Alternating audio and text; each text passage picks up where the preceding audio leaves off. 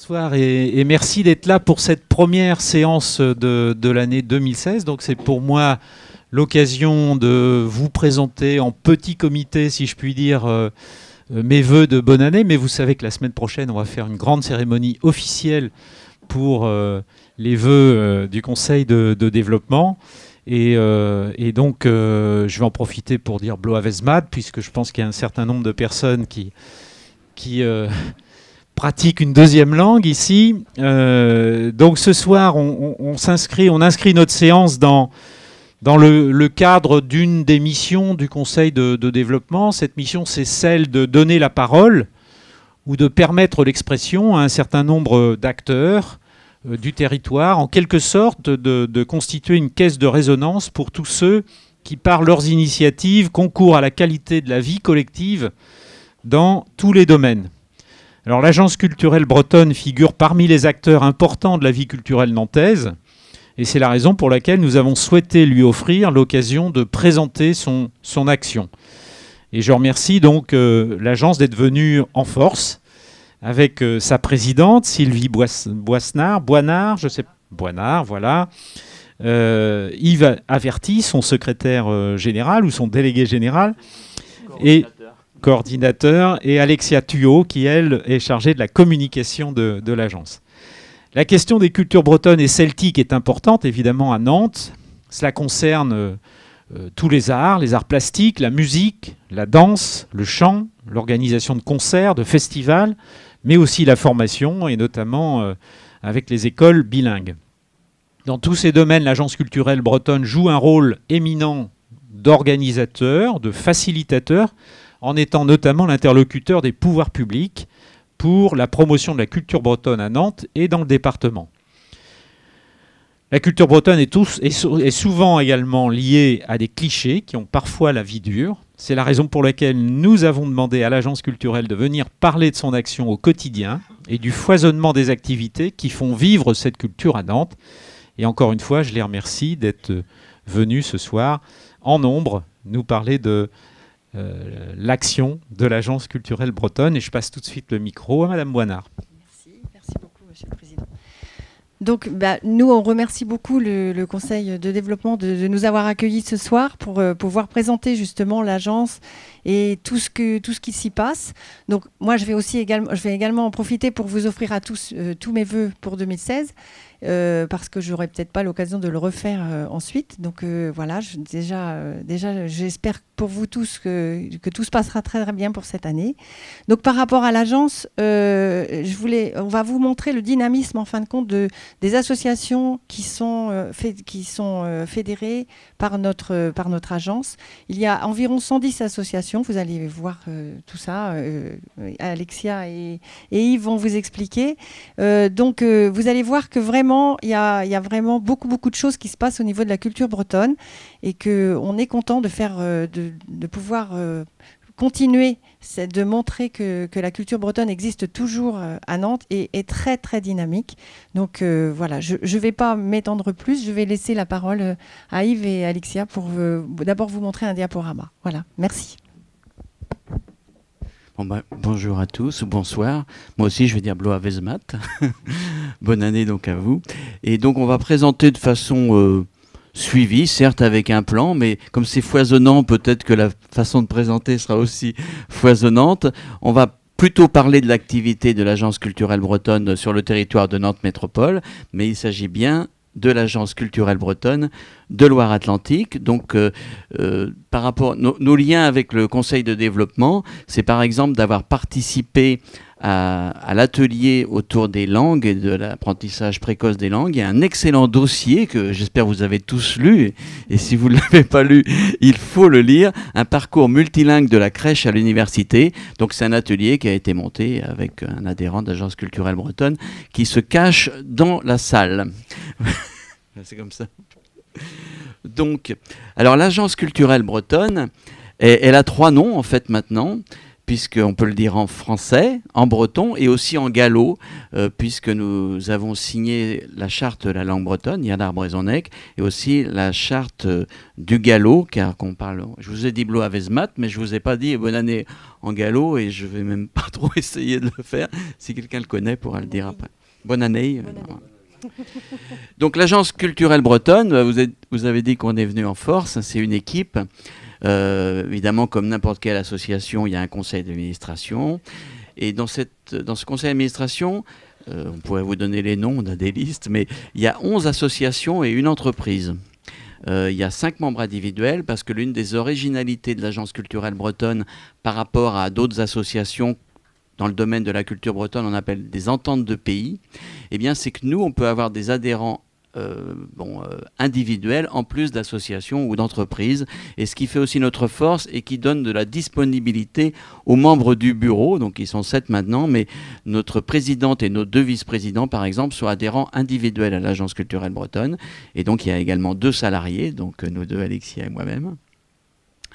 Alors, nous sommes un réseau dans l'agglomération nantaise. Donc, vous voyez, on ne va pas donner tous les noms. C'est coloré de mettre les logos des associations adhérentes. Donc, sur l'agglomération nantaise, nous avons à peu près 60 adhérents, ce qui représente un peu plus de la moitié de tous les adhérents de l'agence culturelle bretonne. Donc, nous n'agissons pas seuls. Nos partenaires donc, institutionnels et financeurs sont la ville de Nantes. La ville de Nantes qui nous donne une subvention de fonctionnement et qui également nous héberge dans l'espace Jacques Demy, 24 quai de la Fosse, à l'arrêt médiathèque du tramway. Et donc nous avons une convention pour une occupation gratuite du lieu. Nous sommes également financés en subvention de fonctionnement par le département de Loire-Atlantique et la région des Pays de la Loire. Et donc il y a le logo de la région Bretagne. Ce n'est pas pour faire beau, c'est quelquefois sur certaines activités. Nous sommes financés l'année dernière par exemple. Sur 2 activités différentes, nous avons des subventions de la région Bretagne. Et donc, nous faisons partie d'autres réseaux également, donc de BCD, Bretagne Culture Diversité, qui est une association qui couvre les 5 départements de la Bretagne historique, tout comme l'Institut culturel de Bretagne, tout comme aussi la Confédération Falsab, qui regroupe les jeux traditionnels bretons.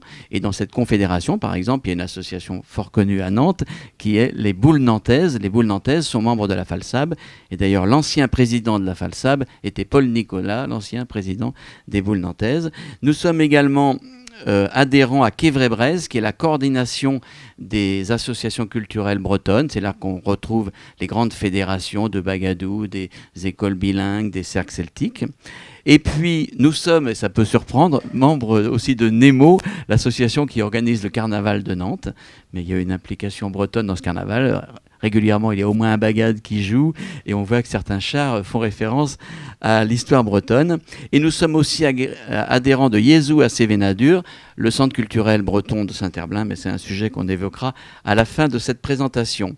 Et nous sommes membres de plusieurs entités, comme le Conseil culturel de Bretagne, qui est la 3e chambre de la région Bretagne, la région administrative. Nous sommes aussi membres du comité de marque Bretagne. L'un des membres du conseil d'administration retrouve régulièrement tous les gens qui en font partie pour donner cette marque Bretagne. Donc il représente la Loire-Atlantique. Et nous sommes donc membres du conseil de développement de Nantes Métropole. Et comme je le disais, nous avons signé les chartes autour des langues de Bretagne, donc la charte du breton et la charte du gallo. Bonsoir à tous. Donc, les rôles de l'agence culturelle bretonne, on a 5 rôles principaux. L'accueil du public et du renseignement dans notre local. La communication aussi, élément extrêmement important pour nous, communiquer sur tous les événements, toutes les activités, le développement de nos associations, la coordination des associations dont s'occupe Yves, le soutien, l'organisation d'événements, donc ça va avec différents partenaires qu'on va voir un petit peu plus tard, et l'organisation par nous-mêmes et effectivement de quelques événements. Donc, on peut accueillir dans notre local, donc comme a dit Yves, à 24 quai de la Fosse, dans le bâtiment de la médiathèque à Nantes. On a un espace d'accueil et un espace de vente.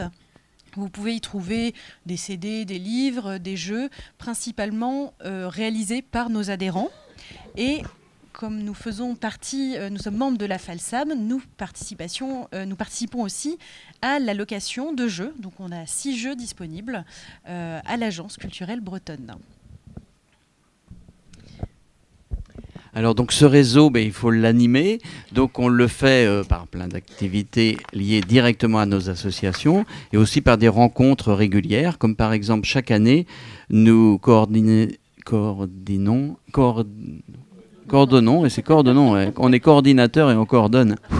Donc nous coordonnons avec la ville de Nantes la conférence des associations bretonnes à la mairie de Nantes. Donc voici la photo de la dernière. Quand je dis tous les ans, c'est en octobre 2014. Donc c'était la première avec David Martineau. Donc on se retrouve. Il y avait présente, je pense, une 30aine d'associations. Également, les activités associatives, c'est notre assemblée générale. Donc, on a cherché des photos sur toute l'agglomération. Donc, là, elle a eu lieu à Saint-Herblain, au Centre culturel breton. Et puis aussi, une activité qu'on mène chaque fin d'année sur toute la Loire-Atlantique. Donc, évidemment aussi dans l'agglomération nantaise. Ce sont les rencontres des acteurs de la culture bretonne. Et là, donc, on s'est retrouvé à une 30aine de personnes à Couëron en décembre dernier.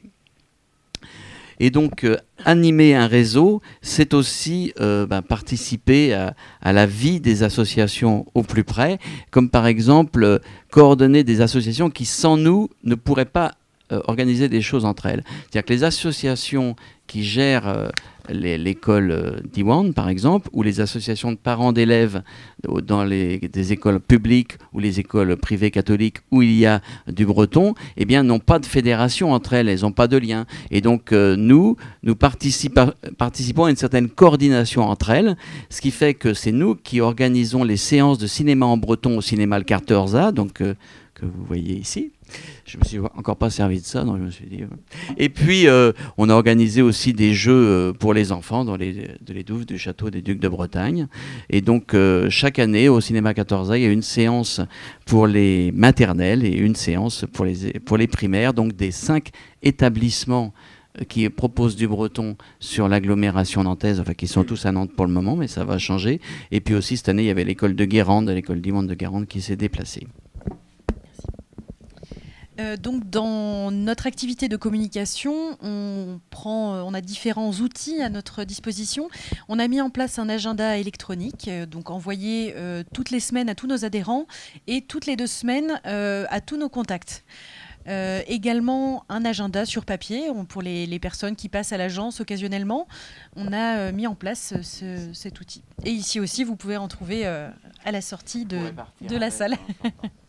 Donc on y retrouve les fest-noz, les concerts, mais aussi les conférences, les séances de cinéma, ça peut être aussi un kick à farce, voilà, il y a beaucoup d'activités. Bien sûr, on a un site internet, un outil très très important pour nous.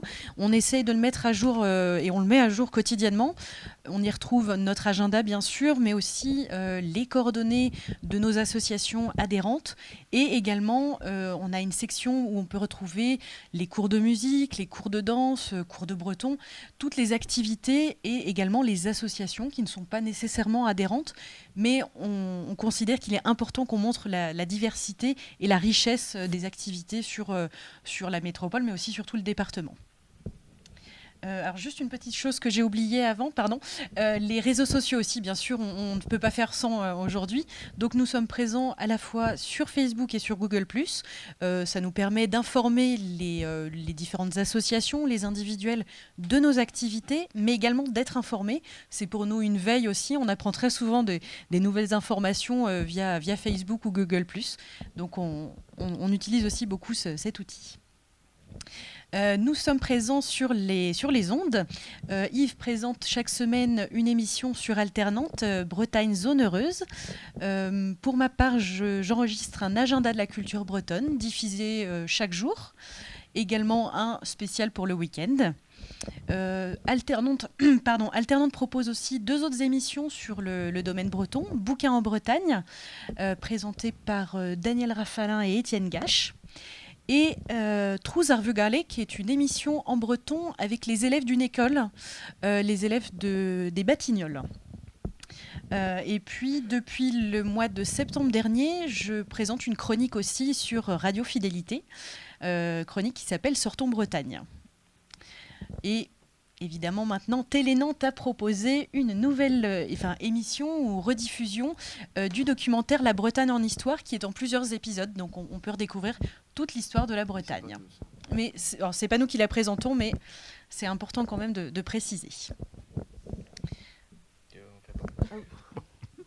Donc, alors, évidemment, on s'adresse à nos adhérents ou aux gens qui viennent nous voir, mais on peut aussi s'adresser à d'autres populations ou aider les gens par des conseils ou vraiment quelquefois en partenariat. Donc on a fait une sélection d'activités récentes qui peuvent quelquefois surprendre. Par exemple, à la mosquée à Salam, au mois de novembre, nous avons proposé avec le centre culturel de la mosquée une conférence sur le thème « Comment peut-on être breton indigné et musulman critique ?»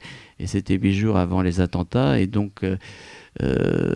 mais il y avait beaucoup de gens et ça s'est vraiment bien passé. Donc voilà, c'était... nous, on a participé à cette rencontre parce que c'était l'un de nos adhérents qui proposait, qui est musulman, et donc qui a proposé de discuter de l'identité bretonne dans le cadre d'une mosquée. Et puis, il y a peu de temps aussi, ça Sébastien Sola, comme je vous l'ai dit, on essaie de faire le tour de l'agglomération nantaise, là, on a proposé une soirée de façon plus classique, c'est-à-dire qu'une association qui ne connaissait pas trop la culture bretonne a décidé de faire une activité autour de la culture, et c'est vrai que le plus simple c'est d'organiser un fest-noz et aussi de proposer des crêpes. Et donc nous, on a donné des contacts d'associations qui pouvaient apporter la musique, les crêpes et la danse. Samedi prochain, au Dervalière, il y aura une soirée La Bretagne au Dervalière. C'est dans le cadre de ce qu'ils font tous les ans avec l'Accord et la maison de quartier de Dervalière. C'est la fête de l'an. Donc c'est plutôt pour les gens qui participent aux activités à l'année. Mais là, on a donné des conseils aussi. Et c'est même, mais bon, c'est pas ouvert au grand public. Il y a même un excellent groupe de musique bretonne à Montmartin-Quintet qui va jouer à la maison de quartier des Dervalières samedi prochain. Et donc aussi pour faire une activité, présenter des choses qu'on a fait dans d'autres communes, à Saint-Herblain, à la Carrière au mois de novembre. Donc on a participé et aidé aussi stratégiquement, on va dire, aux 70 ans du Cercle Breton de Nantes avec le festival Les Transbordés. Et donc notre façon aussi de rencontrer les gens, de conseiller, c'est aussi de se déplacer. Par exemple, tous les ans, nous tenons un stand à la fête du quai Léon Séché à Rezé, en octobre, et puis on est visible chaque année aussi dans le cadre de la grande tablée bretonne qui est organisée au moment de la fête de la Bretagne au mois de mai et qui a lieu place de la Petite Hollande et co-organisée par le comité des vins bretons. Donc vous pourrez nous retrouver là le 15 mai prochain. Alors on va plus loin aussi dans le soutien à l'organisation parce que c'est nous qui faisons la programmation d'un événement qui en est à sa 7e édition cette année, les Voix bretonnes au Château des Ducs de Bretagne. Vous pourrez prendre en sortant le programme. Donc ça a lieu cette année les 29, 30 et 31 janvier. Et donc je peux dire que c'est un excellent programme parce que c'est moi qui l'ai concocté, mais c'est vraiment un excellent programme et grâce au partenariat du Voyage à Nantes et du Château des Ducs de Bretagne, ça permet quand même d'avoir des excellents spectacles pour 5 ou 2 euros l'entrée, donc ça vaut vraiment le coup de se précipiter, je vous le conseille parce que les réservations sont ouvertes et il faudra vite réserver ses places. Et puis donc chaque année, on participe aussi à la Nuit bretonne qui va en être à sa 5e édition cette année, la Nuit bretonne qui a rassemblé en juillet dernier 3300 personnes, 3300 entrées payantes dans la cour du Château des Ducs de Bretagne. Et donc la prochaine fois, c'est le 23 juillet. Alors on peut aussi soutenir ou aider l'organisation d'événements très liés à la culture bretonne. Et il y a un événement qui nous tient beaucoup à cœur, c'est la Redadec, la course pour la langue bretonne, qui couvre toute la Bretagne. Donc on l'a soutenue en 2014. La photo là, de la foule, c'est place Viarme, un lundi soir. Et puis la course a lieu de jour et de nuit, comme vous pouvez le voir sur cette photo, et dans une bonne ambiance. On ne dit pas qu'ils bondissent comme ça tout le long de la course, mais c'est une course de relais. Donc il y a un témoin qui est passé de kilomètre en kilomètre. Et donc, le 29 avril prochain, cette course partira de Saint-Herblain, du Sillon de Bretagne, pour faire un grand tour de Bretagne et arriver à Loco-Almindon dans le Morbihan, donc pas très loin de chez nous. Et donc, vous êtes tous invités à venir au départ. Le vendredi 29, ce sera à partir de 18h. Il y aura 3 heures d'animation sur le site du Sillon de Bretagne avant un vrai départ dans la ville à 21h qui traversera la ville de Nantes et précédé par un char du carnaval de Nantes. Donc, on le verra bien. Donc, je te laisse la parole pour ce qu'on organise aussi. Donc, parmi les événements que l'on organise et qui va bientôt avoir lieu, la soirée poésie en breton Enebreis, c'est une soirée qu'on fait toujours en lien avec un auteur, auteur-compositeur. Alors, pas nécessairement un chanteur, là c'est 2 années de suite, mais il y a eu aussi d'autres artistes, d'autres poètes qui sont venus. Le but étant de faire participer les élèves donc de Diwan à Saint-Herblain du collège et également du collège Rutigliano. On propose aussi à la troupe de théâtre de Kentelionos de venir participer.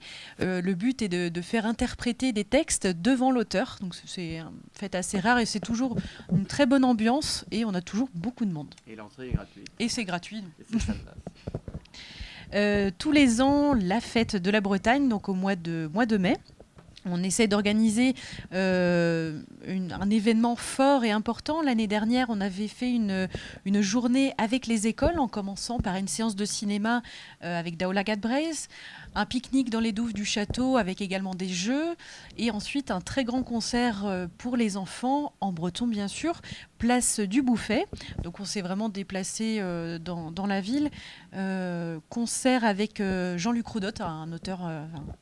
chanteur très très apprécié des enfants. Donc on avait un peu plus de 400 enfants sur place pour ce concert. Et un peu plus tard dans la soirée, on passait à un fest-noz gratuit, ouvert à tous. Donc en plein centre-ville, vraiment donc, un événement très visible et très important pour nous. 19 mai, jour de la Saint-Yves. Le 19 mai prochain, il y aura autre chose, mais c'est une surprise. Nous l'annoncerons plus tard. Donc, tous les ans, vous êtes peut-être passé pendant la fête de la musique. On organise un fest-noz aussi pour la fête de la musique devant la médiathèque.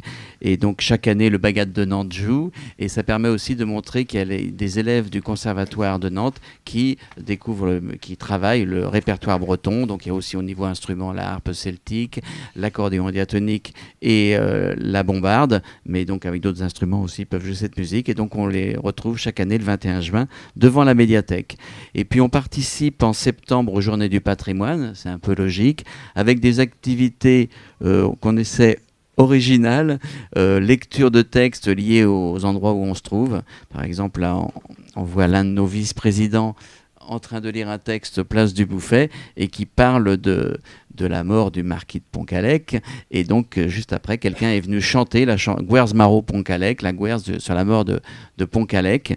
Et donc, c'est une façon aussi d'apporter un patrimoine qu'on montre qui est toujours vivant, puisque on met en avant le patrimoine culturel immatériel. Et même, donc vous voyez, cette année, il y a eu de la danse. Là, c'était sur une terrasse de restaurant fermée le dimanche. Et on a même joué au palais à un moment. Donc, c'est aussi le patrimoine culturel immatériel. Et puis, donc, les événements de 2016 seront nombreux. Donc, on va essayer de les résumer. Dom Duf sera notre invité pour Enebreis lundi prochain. Dans 8 jours, pardon, oui. Le temps passe tellement vite. La Sizunvez à Brezonnec aussi, la semaine du breton, mise en place il y a 4 ans maintenant. Cette année, nous allons proposer une séance de cinéma en breton. Le film de Ken Loach, La part des anges, a été traduit en breton. Il sera donc diffusé à la salle Jules Vallès dans le bâtiment de la médiathèque, sous-titré en français bien sûr, donc pas de souci. Au mois de mars également, une séance de théâtre en breton et français, Franquise, sur le thème des Bretons pendant la guerre. Un très très beau spectacle. Bien sûr, vous retrouverez au mois de juin la fête de la musique. On sera toujours là pour le fest-noz et les journées du patrimoine. Également des événements bien sûr en lien avec l'ACB en partenariat, les Voix bretonnes, la Redadec, la fête de la Bretagne, on retrouve la nuit bretonne et les Celtomania aussi, très importants à l'automne. Les autres événements en 2016, là c'est juste un petit panel. Actuellement, l'exposition Figures de pub aux archives départementales, une partie est consacrée au patrimoine de publicité liées à la culture bretonne, très très intéressante. Le week-end dernier, la Nuit de la Bretagne a eu lieu au Zénith, où a participé par exemple Tréteaux et Terroir. Des conférences bien sûr, celle-ci, ciné-conférence sur les îles de Bretagne. Le festival europhonique qui aura lieu, qui est de retour cette année au mois de mars pour une 4e édition. Autour de la fête de la Saint-Patrick, bien sûr, beaucoup d'événements, c'est toujours très, très foisonnant. Celtic Fantasy, Carlos Núñez et beaucoup d'autres événements à la Cité des Congrès, au Zénith. C'est vraiment toujours un moment très riche. Le carnaval de Nantes avec le fameux char dont a parlé Yves. Et à la fin de l'année, je ne sais pas si on peut, je pense que c'est officiel, mais Dénès Prigent sera de passage à Nantes. Pour les Celtomania, oui. Et ce sera même à Capellia, à la Chapelle-sur-Erdre. Donc, bon, ce qu'on s'attend à voir dans un diaporama comme celui-ci, c'est de parler du patrimoine breton sur Nantes. Ben, il est évident, hein. Quand on voit le château des Ducs de Bretagne, le musée d'Aubray, là c'était pendant les journées du patrimoine où il y avait un groupe adhérent à l'agence Poivre et Ceux qui jouait au musée d'Aubray. Donc on a mis une image vivante de la nuit bretonne au château. Aussi, retrouver toutes les plaques comme par rapport à la mort du marquis de Pontcallec ou à l'arrivée d'Alain Barbetorte à Nantes en 857. Enfin, c'est une plaque beaucoup plus récente. Et donc beaucoup de choses. Et de toujours faire remarquer qu'il y a un drapeau de Nantes qui est très joli et qu'on retrouve quand même beaucoup d'endroits. Et qu'il y a aussi le Gwenadu, le drapeau de la Bretagne, qu'on retrouve à plusieurs endroits, notamment sur l'hôtel du département, mais qui serait important qu'on retrouve aussi sur la ville de Nantes, puisqu'il n'y est toujours pas. Et donc rappeler aussi que la ville de Nantes est ville d'art et d'histoire et ville historique de Bretagne. C'est-à-dire que la ville de Nantes fait partie du réseau des villes d'art et d'histoire de Bretagne. Et puis, il ne faut jamais oublier que la culture bretonne, ce sont certes des amateurs, des gens qui se retrouvent avec plaisir chaque semaine pour danser, pour jouer de la musique, parler breton, apprendre des choses ensemble, se retrouver tout simplement, mais c'est aussi des professionnels, des gens qui soit se revendiquent bretons dans leur art, soit... Bon, évidemment, tout de suite, on pense à des chanteurs ou des musiciens. Donc, il y a le collectif du jeu à la nantaise, qui est vraiment à l'image de la ville de Nantes, en plus avec ce nom-là. On s'est dit qu'il fallait quand même mettre une photo du groupe Triane, qui est quand même l'un des plus anciens groupes musical français. Et puis le duo Blain-les-Ours, un duo de fest-noz qui fait le tour de Bretagne et même plus. Roland Beau et Patrick Couton, des gens que vous avez certainement vus un jour en spectacle. Pensez aussi qu'il y a des plasticiens qui se revendiquent de la Bretagne, comme là on a mis 2 œuvres de Yann Kemener. Quand on pense aux danseurs, évidemment on pense aux danseurs traditionnels et c'est un peu volontaire, on n'en verra pas, ou alors je vais peut-être me tromper, on va peut-être en voir plus loin en photo, mais là c'est des danseurs contemporains qui ont fait une création avec un groupe de fest-noz qui avait été joué, la création l'été dernier au Château des Ducs de Bretagne. Et puis il y a des luthiers à Nantes, là on a 2 photos, un luthier qui est quai de la Fosse à Nantes, et puis la boîte à bretelles, un luthier d'accordéon qui se trouve à Couéron. Donc c'est important aussi de dire qu'il y a tout ce monde-là, on aurait pu citer d'autres gens aussi. Et donc la culture bretonne à Nantes, c'est des lieux, donc on va essayer d'aller très vite parce que donc, il y a beaucoup de choses à découvrir, donc je vais laisser la parole à Alixia, qui a fait des jolis plans et de jolies cartes. Merci. Alors, les principaux lieux d'accueil, d'information, de documentation ou d'exposition vraiment liés particulièrement à la culture bretonne. Donc, bon, l'agence culturelle bretonne est ouverte au public. Dastum 44 également, spécialisé dans le collectage du patrimoine oral. L'Office public de la langue bretonne, les archives départementales et la Cinémathèque de Bretagne, qui propose vraiment beaucoup de choses, Yézois-Sévénadur, qui se trouve à Saint-Herblain, et le KDSK, le Centre de documentation celtique. Donc les écoles, on en a parlé, Yves en a parlé tout à l'heure. Donc voici une carte du réseau des écoles sur la métropole nantaise. Plusieurs écoles, donc on a 3 types d'écoles. Les écoles dans le domaine associatif, donc le réseau Diwan, le privé catholique, l'association Diune, dont l'école se trouve à Sainte-Madeleine, sur l'île de Nantes, et le public avec l'association Diouillez, qui sont plutôt dans le nord-est de Nantes. Donc on a 2 écoles Diwan qui sont ouvertes pour le moment. Prochainement, une 3e ouvrira sur l'agglomération nantaise. Et un collège Diwan, à ne pas oublier.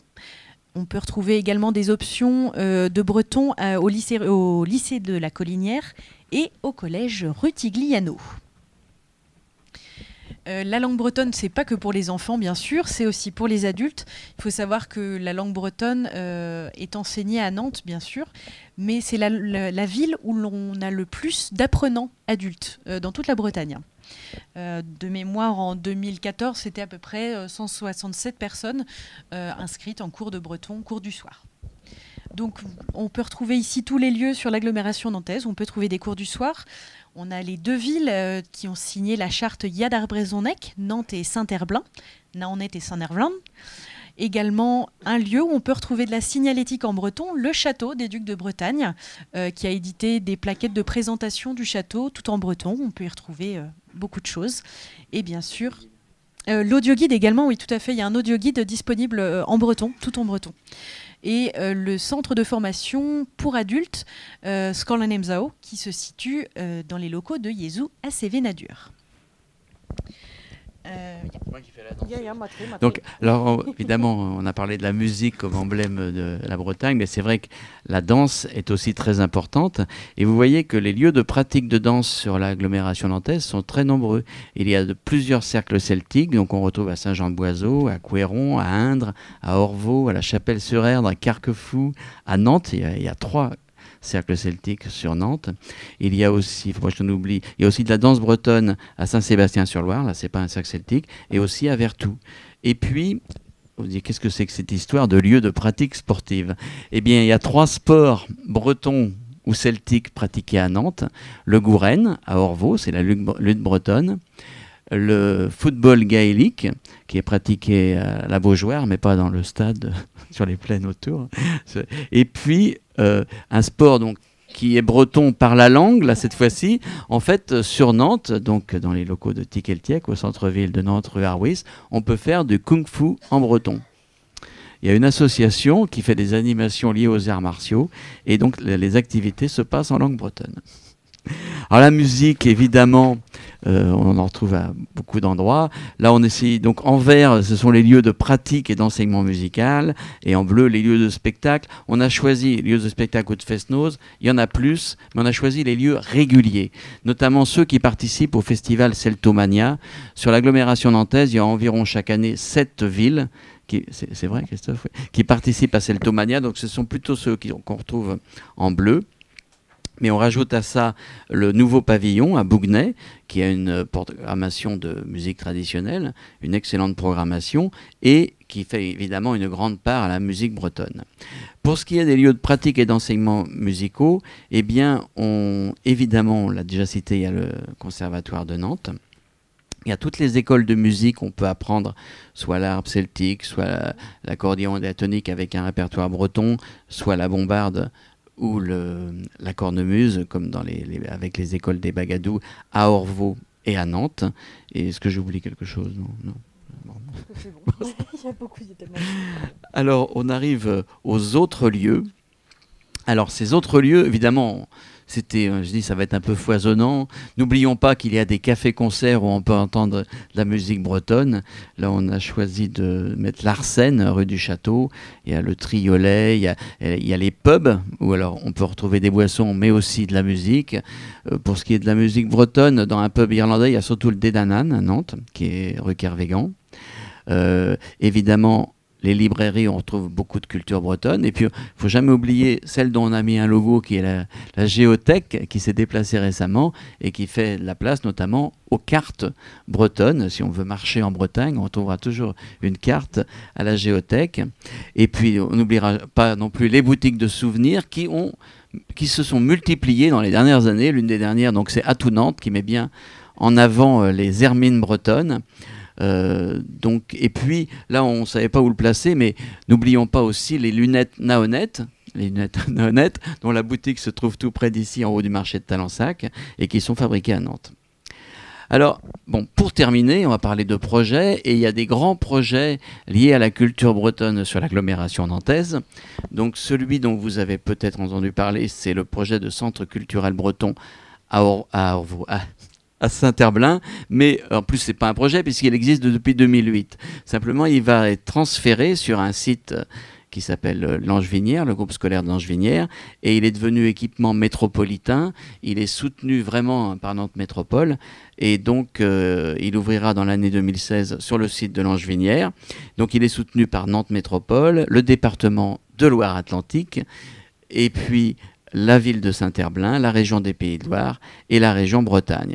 Et donc on retrouvera le centre culturel breton de Langevinière en 2016 avec toutes les activités qu'il y avait jusqu'à maintenant rue du Rémouleur à Saint-Herblain. Donc on a parlé plusieurs de ces activités déjà, un centre de documentation culturelle celtique, le collège Diwan, l'association Kentelio en Os qui donne des cours de breton, la formation pour adultes en langue bretonne de 6 mois avec Skol en Emzao. Mais dans ce nouveau lieu, on retrouvera aussi la création d'une micro-crèche en breton avec une association qui s'appelle Yuna Solena. Il y aura aussi l'ouverture de l'école Diwan de Saint-Herblain, donc ce sera en septembre prochain, et de nombreuses associations, notamment à caractère départemental, vont faire des activités. Donc là, on a mis les logos des fédérations de cercle celtique, de Bagadou, et puis aussi le Bagad de Nantes fera quelques répétitions là, le Naonet District Pipe Band. Donc une très forte activité culturelle bretonne aura lieu sur un site qui va faire 3400 m² de bâtiments. Et puis dans les autres projets, là, complètement centre-ville de Nantes, c'est le déménagement de Tikeltiek, rue Arwis, donc qui va se déplacer avec d'autres associations sur le pôle associatif Désiré Colombe dans l'ancienne Bourse du Travail. Donc voilà aussi. Et donc ce sera pour terminer la présence de la langue bretonne ou de la culture bretonne. On la trouve au quotidien quand on traverse certaines frontières entre les communes. Donc sur Nantes et Saint-Herblain, bon, on lit Naonet ou Saint-Herblain facilement. À Orvaux, c'est beaucoup plus discret. C'est au bourg d'Orvaux, on lit Orvèze. Et puis quand on arrive en Loire-Atlantique, on lit Bienvenue en Bretagne historique, grâce à Patrick Maréchal, que je remercie d'être ici ce soir. Donc voilà, cette présentation est terminée et évidemment, elle est faite pour susciter des questions. Donc nous sommes prêts à y répondre, nous avons beaucoup de réponses. Vous avez d'autres instants. Voilà, merci, merci pour cette présentation. On peut déjà les applaudir parce qu'ils ont... Ils ont fait riche mais synthétique, ce qui était très bien. Alors je vais dire que je suis assez fier, moi, de voir que sur ce que vous avez présenté, je me retrouve, y compris personnellement et familialement, parce que moi j'ai été membre du cercle celtique Santiane de Saint-Jean-de-Boiseau. Il y a longtemps, j'ai joué de la bombarde, il ne faudrait pas me demander de rejouer là ce soir. Et puis j'ai ma petite fille, l'aînée de mes petites filles, qui est championne du monde de Gouren. Alors je dis championne du monde parce qu'elle est championne de Bretagne et qu'évidemment en dehors de la Bretagne, il ne doit pas y avoir beaucoup de pratiquants. Voilà, la parole est à vous. Donc qui veut se lancer pour demander des compléments à ce qui vous a été présenté? Personne.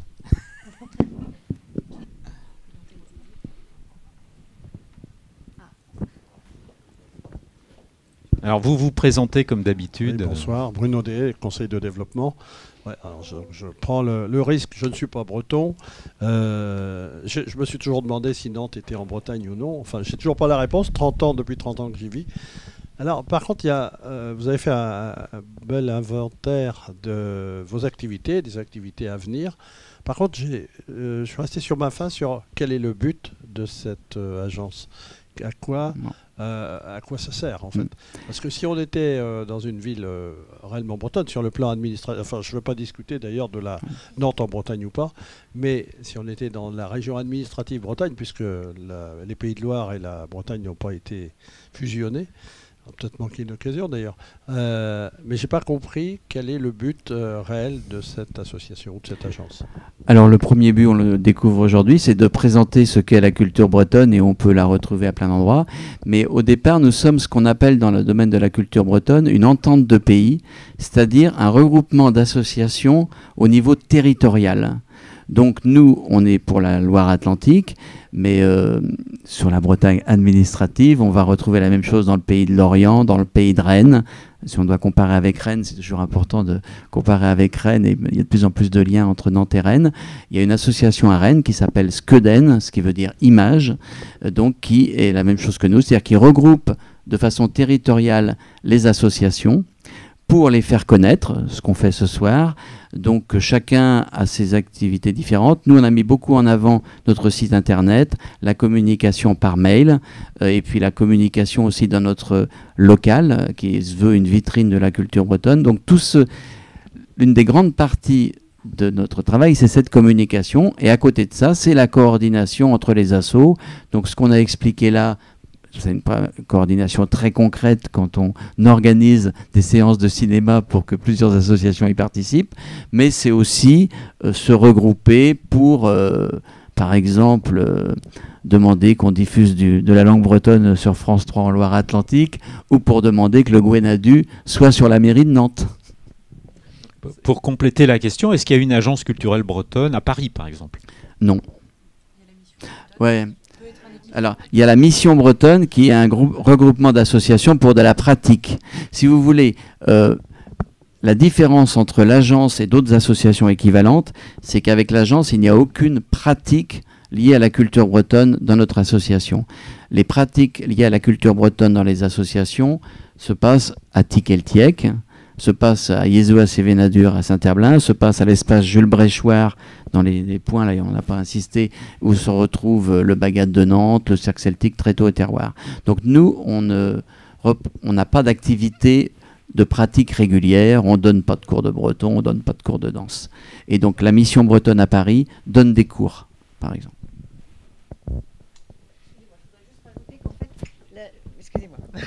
Je voulais juste rajouter que notre rôle aussi, c'est vraiment d'être le lien entre les associations et les institutions, en fait. Parce que bon, les institutions n'ont pas toujours les moyens de rencontrer les personnes du département, de la mairie, du conseil de développement, enfin voilà, les grandes institutions. Donc nous, notre rôle, c'est d'être l'intermédiaire. On peut nous être. Notre rôle, c'est aussi de mettre tout le monde en lien, en fait. Et c'est peut-être un des rôles aussi importants qu'il faut mettre en évidence. Il ne faut pas classer le conseil de développement dans les institutions. Nous on est une respiration, on n'est pas une institution. Voilà, bon. Monsieur, oui. Oui, je pense qu'on peut donner une réponse. Je pense qu'on peut donner une réponse plus directe à monsieur qui n'est peut-être pas complètement satisfait de ce qui a été dit jusqu'à présent. Parce qu'une chose est claire, c'est que si cette agence existe et s'il y a un certain nombre d'agences, enfin d'associations qui s'occupent de culture bretonne à Nantes, c'est parce qu'il y a à Nantes un certain nombre d'habitants, parfois de longue date, comme moi qui y suis né dans les bras de la Loire, il y a longtemps, qui ne se sont pas sentis concernés par des dispositions administratives, qui à l'origine étaient d'ailleurs purement administratives, et qui ne se ressentaient pas dans la vie publique ici. Et il faut se rendre compte qu'il a fallu attendre 1972 pour que l'on vienne contester publiquement à Nantes, que Nantes fut en Bretagne. Je pourrais vous montrer ici, si vous le souhaitez, une publication de prestige de la ville de Nantes, enfin de la métropole de Nantes-Saint-Nazaire déjà. C'était en 67 ou 68. Quand vous l'ouvrez, qu'est-ce que vous trouvez? Voilà, 2 pages d'hermine. Le problème ne se posait pas. Mais simplement, depuis, c'est devenu politiquement incorrect. Et nous ne sommes pas d'accord avec ce point de vue. La chose doit être clairement dite, je pense. Mais pour donner quand même un éclairage autre, on peut très bien pratiquer la danse bretonne, même par les Bretons, et ne pas s'inquiéter de la séparation entre la Loire-Atlantique et la région administrative actuelle Bretagne. Ce sont évidemment pourquoi on existe là et pourquoi on a cette ferveur, je ne sais pas. C'est vrai que le découpage administratif fait que les gens qui sont investis dans la culture bretonne en Loire-Atlantique, on la pêche. On va dire ça comme ça, on la pêche. Quelquefois, on se compare avec d'autres. Il y a une habitude, c'est plus institutionnel en dehors de Loire-Atlantique, même si, vous avez vu, les soutiens des collectivités sont importants aussi. Mais la différence, si on veut, qu'il y a peut-être plus de ferveur, plus de volonté. Mais bon, tous les passionnés de n'importe quelle chose, de danse, de tango, il y a les passionnés de tango à Nantes, ils ont aussi une grande ferveur. Alain Lehenaf, donc je ne peux pas casser mes origines avec un nom comme celui-là. Donc je ne suis pas breton 100%, mais j'ai quand même un peu l'âme bretonne dans la matière. Moi, il y a quelqu'un qui fait beaucoup pour la Bretagne, qui s'appelle Jacques Bernard. Jacques Bernard est l'animateur de ce label qui s'appelle Produits en Bretagne. Et je voulais savoir s'il existe un lien éventuellement entre, je dirais, vos activités et Produits en Bretagne. Parce que je pense que ça fait longtemps qu'il milite en la matière. Je pense qu'il fait, à mon avis, excessivement intéressant pour faire en sorte qu'on achète breton. Et on n'est plus dans la culture, on est dans le mercantile. Mais je pense qu'il n'est pas intéressant de faire des ponts entre le mercantile et la culture. Ben, je vais vous annoncer en exclusivité que Jacques Bernard va donner une conférence à Nantes début mars sur le thème l'identité bretonne et l'entreprise en Loire-Atlantique. Voilà. Mais là, je ne peux pas vous donner la date et le lieu, mais on le saura dans très peu de temps. Et donc voilà. Dans le même domaine, je me permets aussi, avec si je ne me trompe pas, hein, c'est Produits en Bretagne qui a fait l'exposition Embreguerechou à Labour. Mais non, c'est dans le même domaine, donc c'est une exposition emploi et breton qui sera aussi mise en place dans le cadre de la semaine du breton à Saint-Herblain, au Sentier-Zoissé-Vénadur. Et il y aura une autre conférence avec Malo Boissel-Dubourg sur le même domaine. Donc, Malo Boissel-Dubourg étant le directeur de Produits en Bretagne, et là je peux donner la date, le mercredi 16 mars, il sera à Saint-Herblain, au Centre culturel breton Yézo-Assez-Vénadur. Donc ce sera aussi assez exceptionnel, une conférence entièrement en breton, mais ceux qui ne parlent pas breton auront une traduction simultanée en français.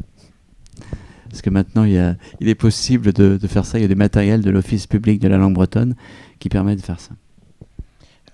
Juste pour rajouter, parce qu'il y a des gens qui ne connaissent pas forcément Produits en Bretagne. Produits en Bretagne regroupe les 5 départements historiques. Et Produits en Bretagne a un incubateur de création d'entreprises qui concerne des créateurs des 5 départements. Donc l'incubateur est à Brest.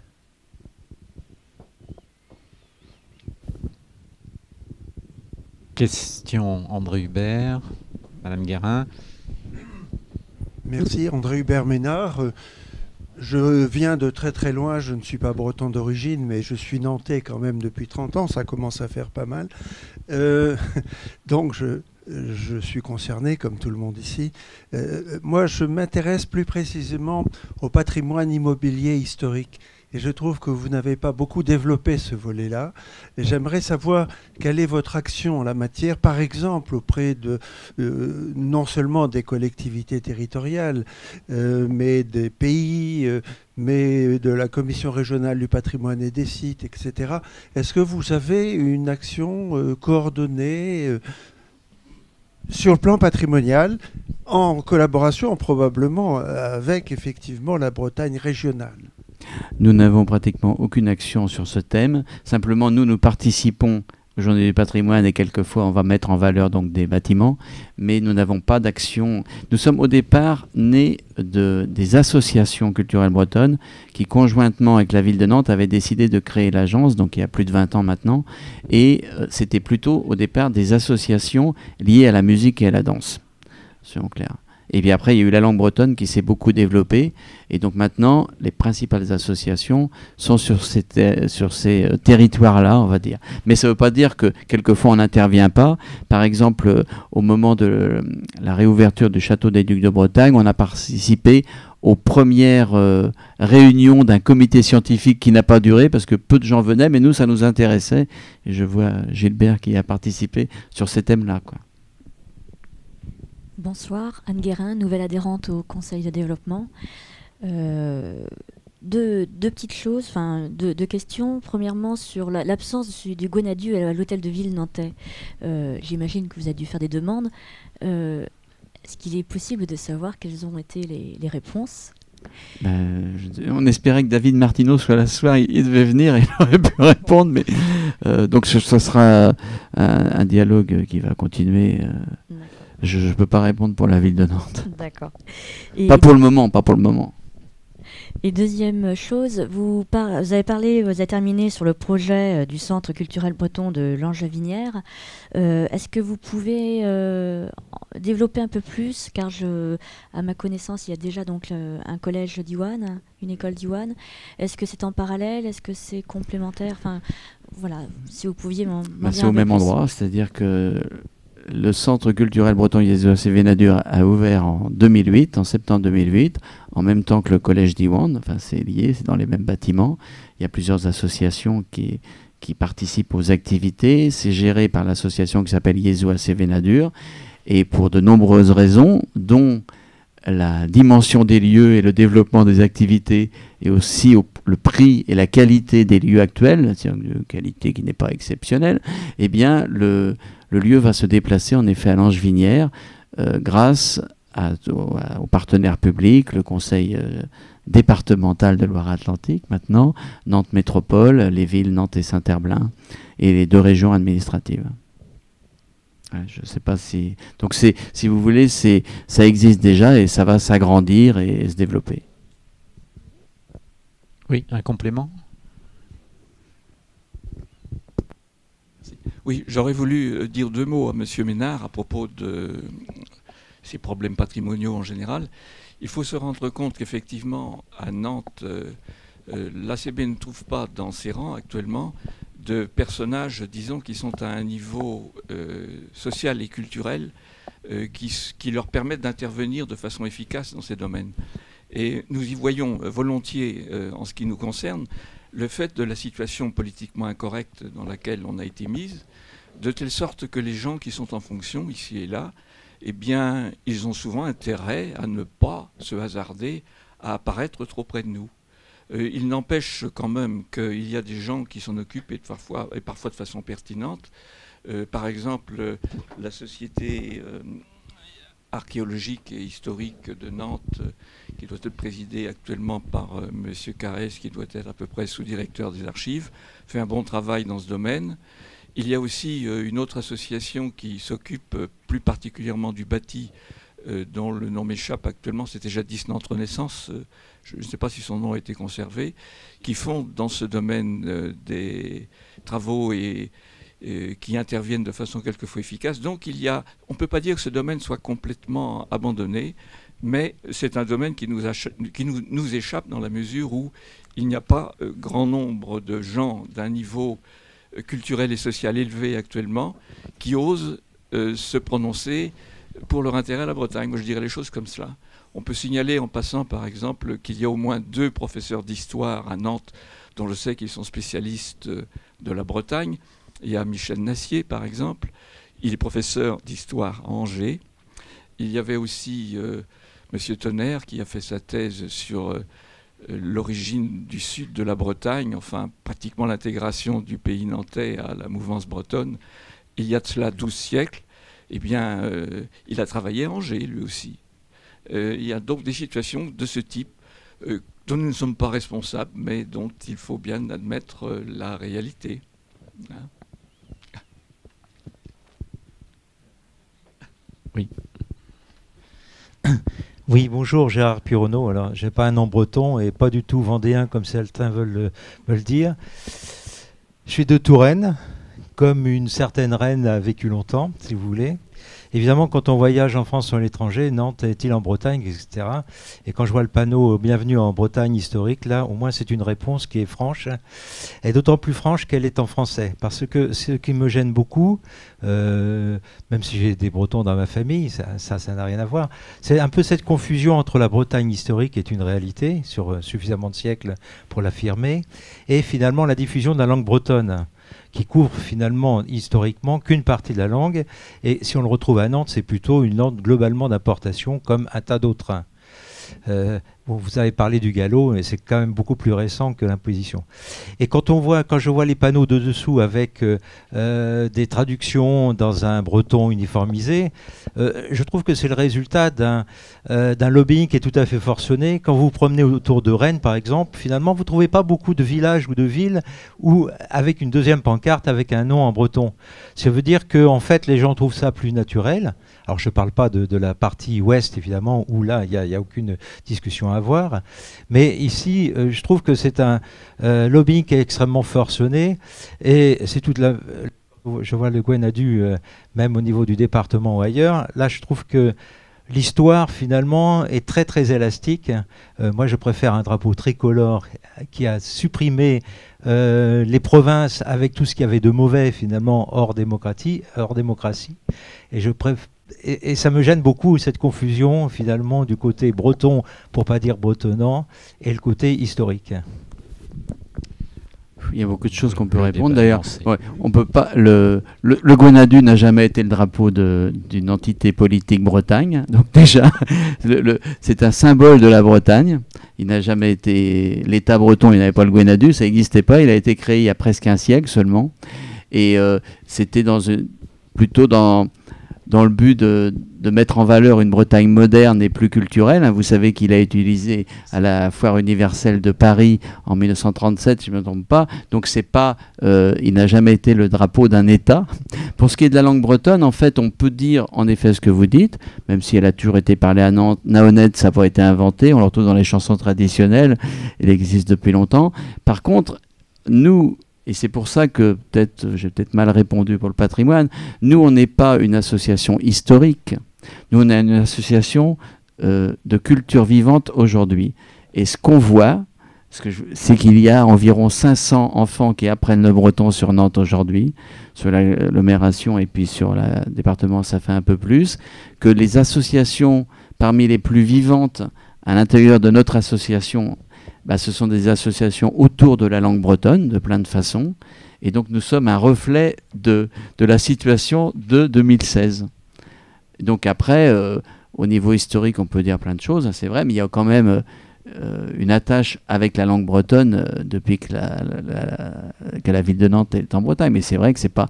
Mais on ne parlait pas plus français. Gallo, c'est vrai qu'aussi, on veut le mettre en avant. C'est pour ça qu'on a signé la charte pour le gallo, mais c'est très récent, parce que les associations autour du gallo sont moins nombreuses et beaucoup moins vivantes que celles autour de la langue bretonne.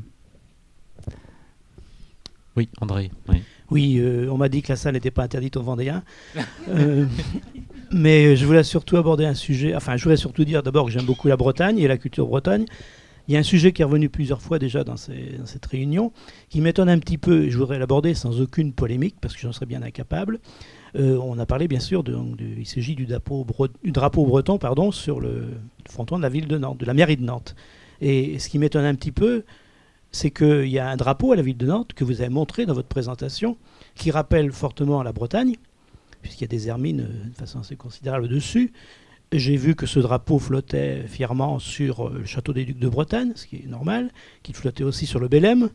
Et je me demandais si ce drapeau rappelant fortement la Bretagne, ce ne serait pas un compromis ou un premier pas qu'il flotte sur la ville de Nantes, sur la mairie de Nantes, à côté du drapeau français, à l'instar de ce qui se pratique au Conseil général pour le drapeau breton lui-même. Et déjà, si le drapeau de la ville de Nantes, ça me semblerait tout à fait normal qu'il soit présent à la mairie de Nantes, soit en permanence. Je pense. Il y est en permanence. Je n'ai pas toujours vu, c'est pour ça que je pose la question. Non, mais déjà, je trouve que c'est déjà quand même un fort rappel de la Bretagne que d'avoir mis le drapeau de la ville de Nantes sur la mairie de Nantes. Oui.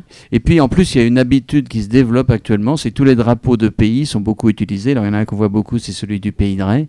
Et donc en effet, en plus le drapeau de Nantes est vraiment beau. Soyons clairs, il a des couleurs plus que ça satisfait plus pas que entièrement les gens. Mais non, en fait, c'est une histoire d'attachement à la Bretagne, à l'idée de Bretagne, c'est tout. Mais j'ai envie de dire quelque chose que j'arrive jamais à dire, et je vais le dire là. Les gens, quand ils se présentent dans les rencontres comme ça qu'on fait, nous, parce qu'on rencontre beaucoup de gens, ils se disent toujours je suis de. Mais on habite tous à Nantes et on en est très heureux. Et j'ai envie de dire souvent, quand on me dit je suis vendéen, je dis moi aussi. C'est-à-dire que moi je m'appelle Averti. On trouve autant de Avertis en Vendée qu'en Loire-Atlantique. Voilà. Parce que je veux dire, notre problème n'est pas nos origines. Le problème, c'est qu'on vit tous ensemble. On est à Nantes Métropole, donc dans l'agglomération nantaise, et qu'on construit des choses ensemble, et qu'il ne faut pas ignorer d'où on vient, mais d'où est le territoire, comment il a été construit. Et ce territoire, il a été construit en Bretagne. Voilà. Je ne sais pas, j'ai essayé de résumer. Alors, qui veut se saisir du micro? Oui, vous m'avez un peu coupé l'herbe sous le pied parce que je voulais vous poser cette question justement, pourquoi on renvoie toujours les Bretons à leurs origines? C'est toujours quelque chose d'assez curieux, parce que on vit dans un monde où on valorise le multiculturalisme, on dit le mélange des cultures, c'est forcément toujours très bien. Donc on trouve très chic d'aller à une soirée africaine, orientale, asiatique, etc. Une soirée bretonne, ça a toujours un côté un peu curieux. Ce décalage-là m'a toujours paru assez bizarre. Moi, je voulais vous poser une question beaucoup plus fondamentale, c'est celle du muscadet. Où il y a des débats, effectivement, le muscadet est-il un vin breton ? Je vais vous répondre oui. Mais il est cultivé un peu en dehors de Bretagne aussi. Mais alors si c'est dommage qu'il n'y ait personne. Donc le comité des vins bretons, qui existe, qui est notamment constitué de viticulteurs qui donc fabriquent du muscadet. Et donc lui, il dit il faut mettre en avant le côté breton du muscadet pour le vendre mieux.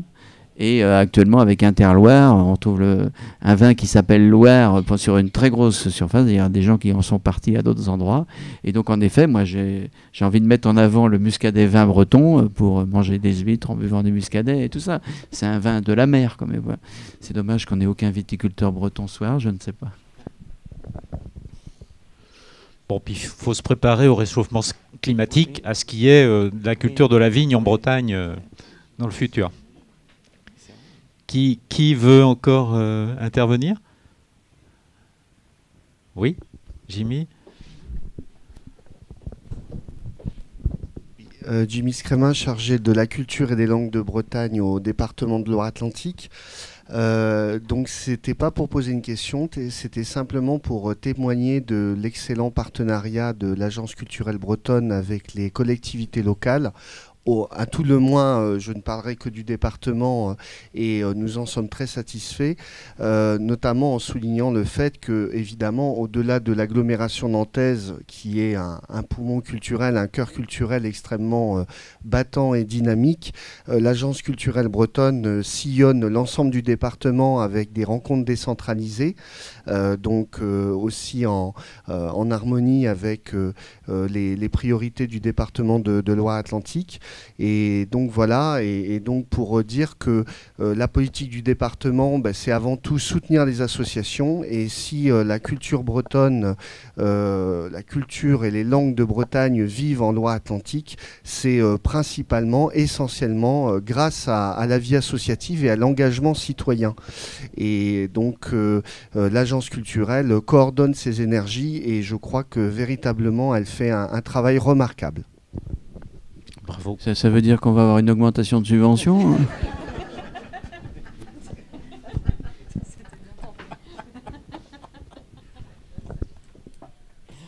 Alors, est-ce qu'il y a encore une question ? Oui, Gabriel ?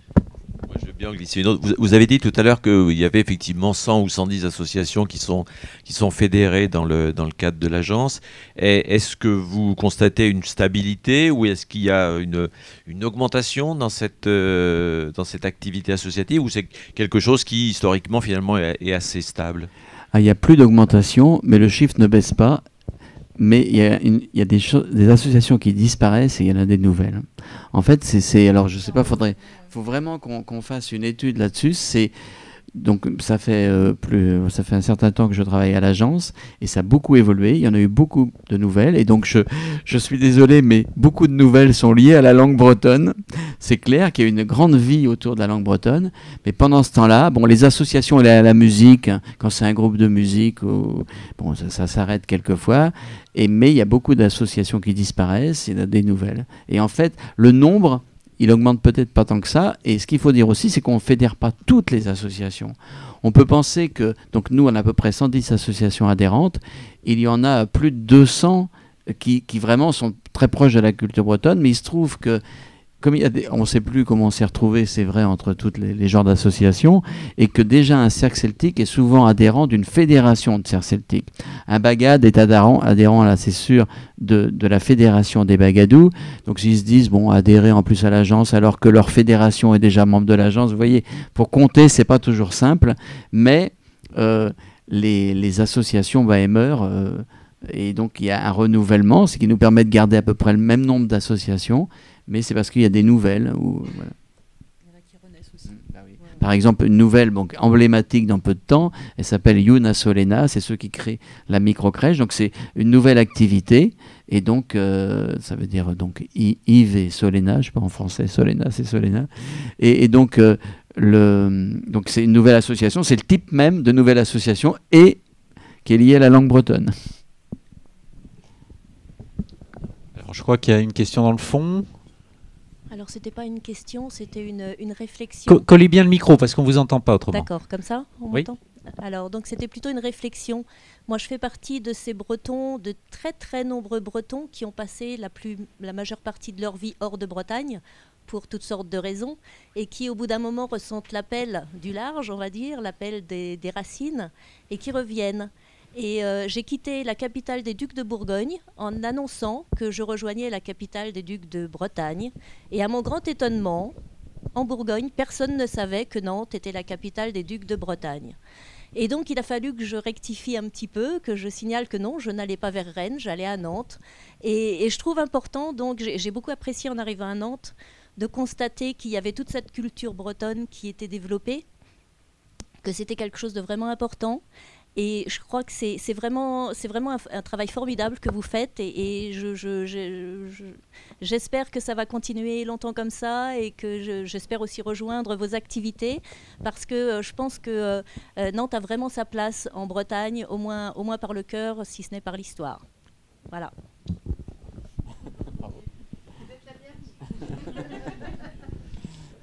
Patrick, oui. Oui. Juste un mot, il s'agit de culture. Et donc un des grands enjeux, il me semble, de notre époque, c'est la marchandisation de la culture.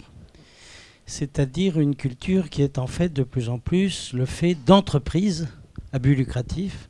Il y a des entreprises culturelles, il y a des produits culturels, et on voit bien que ce type de culture marchande, on pourrait parler des grandes tournées ou des grands concerts qui circulent, etc., elle a tendance à formater complètement sous une forme... Bon, il y a un mainstream anglo-saxon évident dans ce domaine-là.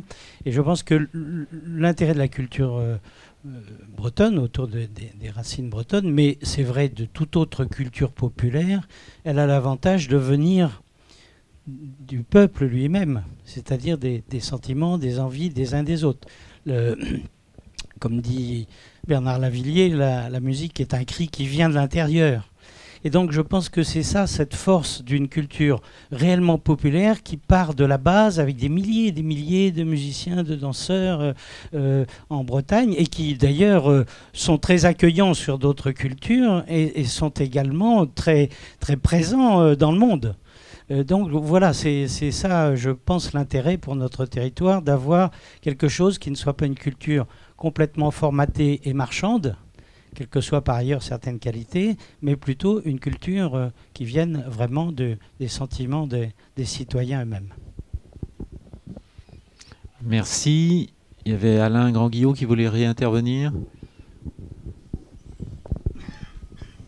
Par rapport à l'évolution des associations qui s'orientent sur la langue, je voulais juste faire la publicité du document du Conseil de développement. Il faut le remontrer. Hein, voilà, je crois qu'il en reste des exemplaires pour ceux qui souhaitent passer au Conseil de développement. C'est surtout un intérêt par rapport justement à l'ouverture au monde, où on s'aperçoit qu'il faut une égalité des chances pour pratiquer plusieurs langues.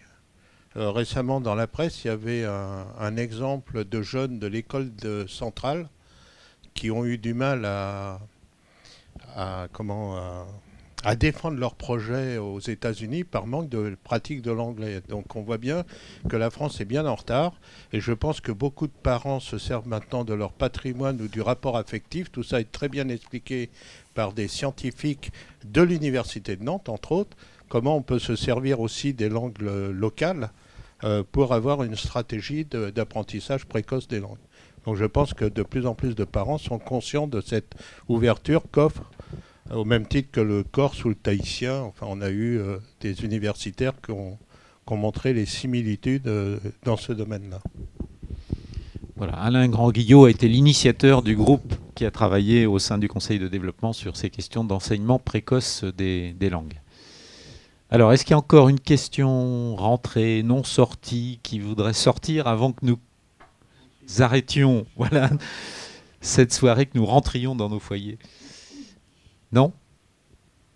Bien, bah écoutez, on va clore cette soirée. Je crois que je vais à nouveau remercier les membres de l'Agence culturelle bretonne, parce qu'effectivement, on voit qu'il y a une richesse d'activités qui contribuent à l'animation et à la vie du territoire. Et je crois, comme l'a dit Gabriel, qu'il ne faut pas trop s'interroger sur le fait que c'est une culture qui est la culture bretonne. Il y a des tas d'associations qui promeuvent effectivement la samba, le tango ou d'autres cultures. Ça fait partie de la richesse et de la multiculturalité sur un grand territoire comme celui de la métropole. Et donc merci pour ce que vous faites. Je crois que ça a été souligné, vous faites un travail de qualité. Et merci d'être venu le présenter devant le Conseil de développement. Et à bientôt pour vous retrouver dans nos travaux.